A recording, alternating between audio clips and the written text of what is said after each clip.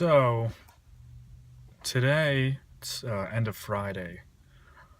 A little summary of what I've been trying to do. So, I tried going back to school at one point for 2 semesters last spring, and then this previous fall semester, which a lot of my friends are still in right now. Um, and I've clearly, I was in such a bad place that I wasn't able to do it. And it was at the very beginning of my care and my recovery. So, something that I have to do, or I had to do for myself, which I'm doing right now, was I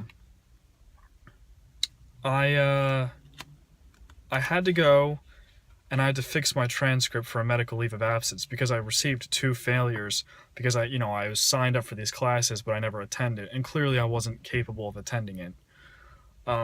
So what I had to do today, I gave my fall absence to my counselor that I see, and she's taking care of that. But today, I knew it had to be done, and I've been avoiding it for a long time. But I had to go back to the hospital they put me at and receive my discharge summaries. And I'm looking at them right now, and just basically reading through what these doctors wrote about me, and even just going back to that hospital was tough, to say the least. And it's like all I can really do right now is just breathe. I'm in park, by the way. Don't worry, I'm not driving. Anyone who sees this, sorry. I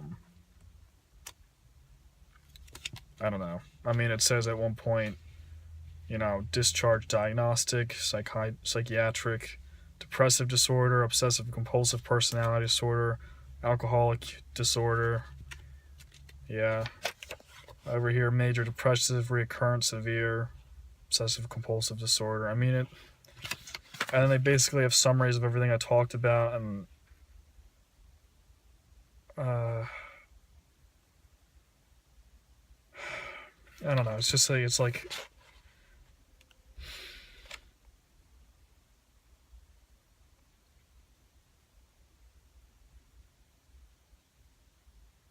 it's a lot. Just looking through it, it's a lot.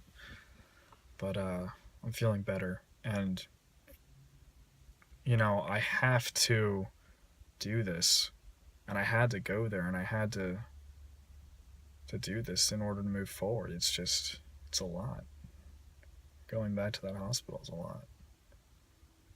And I've been since I was in an adult program, they say that every Friday you're allowed to go back and talk about recovery and things with other adults.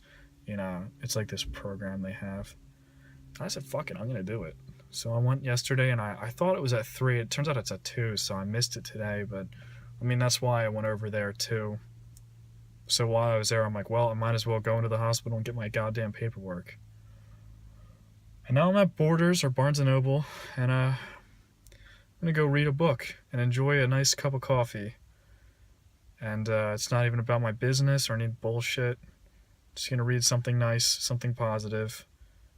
Maybe a men's health magazine. I love those magazines. I always have. Something interesting. But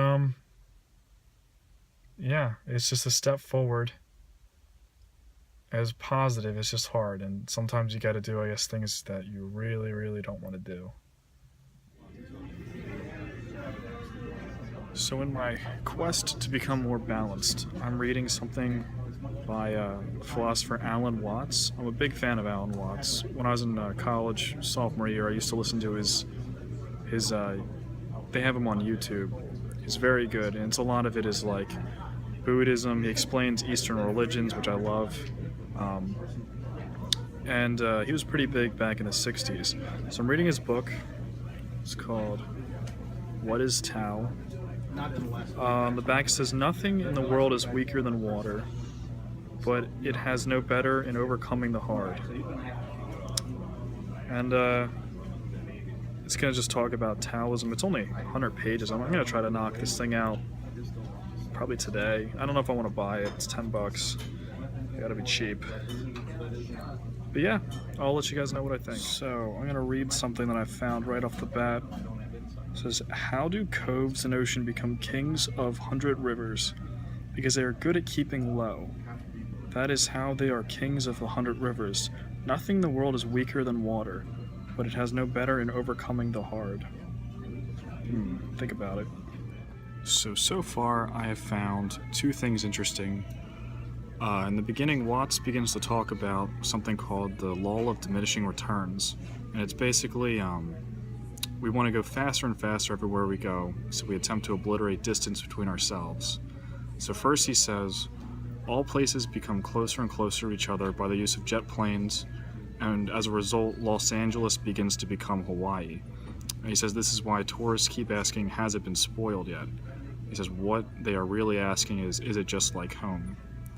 Second, he begins to talk about life goals as destinations, as points we must arrive.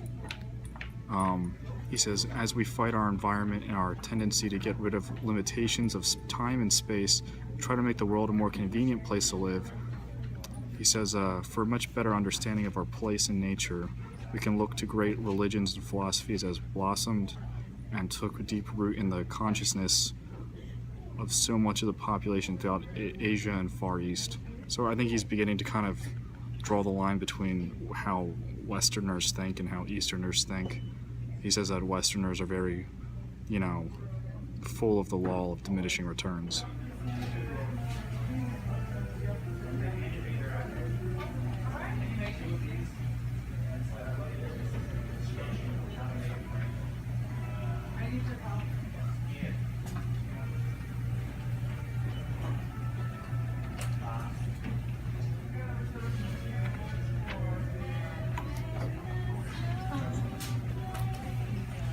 That's my fault, man.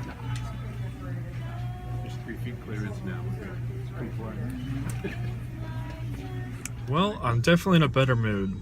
Alan Watts saved the day.